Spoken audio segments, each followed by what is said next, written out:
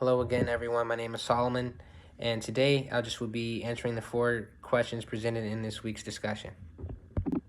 So, moving to the first question of what other biases should be considered when conducting key informant interviews, and I would say one bias to consider would be interview bias, and also the trust between the interviewer and the interviewee.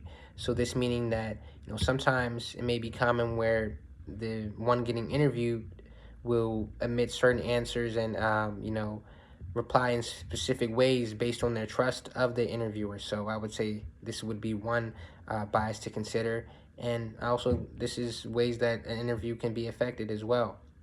And another bias I would say would be to look at the power dynamic and to consider the relationship dynamic between the interviewer and interviewee.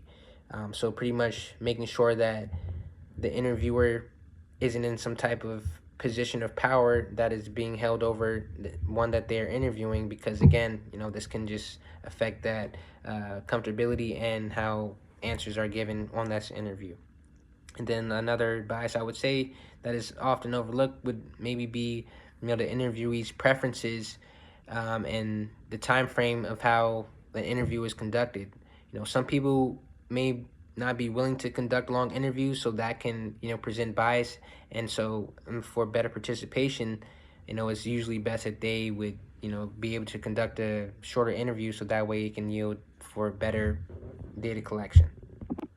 And moving on to the second question of what other methods I would recommend to improve reliability and validity of key informant interviews, I would say, well, on the reliability aspect, it would be important to make sure that the evaluation team and the data team that is, going through that collection process has a high inter agreement. And from here, this can increase the confidence for data that is collected, so that way it can be highly comparable.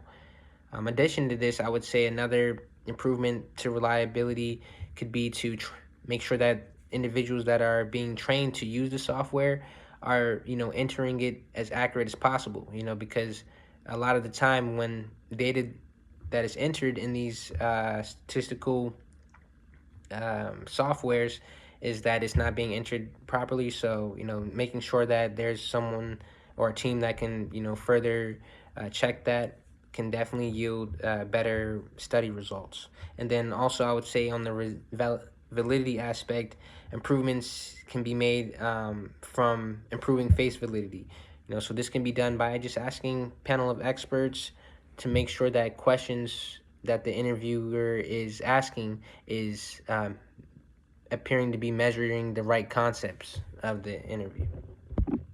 And regarding question 3 of if I myself have ever conducted or participated in a key informant interview, well, actually, I just did that recently in my public health leadership class, which is community assessments through qualitative methods. We had to reach out to a public health leadership or a person in public health leadership, and so that was where I just literally conducted my first interview, and I would say it went well, and also it had me looking forward to using these types of qualitative methods within my research, only because I would say I was able to get a better perspective from their experience, and also it was able to show me a range of their perspectives, and also I would say just a great way to understand someone's experiences. And then moving on to the last question of how can key informant interviews assist in quantitative data collection and analysis. I would just lean it back on my previous answer to the previous question, is where being able to conduct these key informant interviews, it just provides a different type of data. So in this case, it can help out a quantitative study in the fact that it brings a different perspective, and it can help identify different patterns that other quantitative data methods may not be able to identify.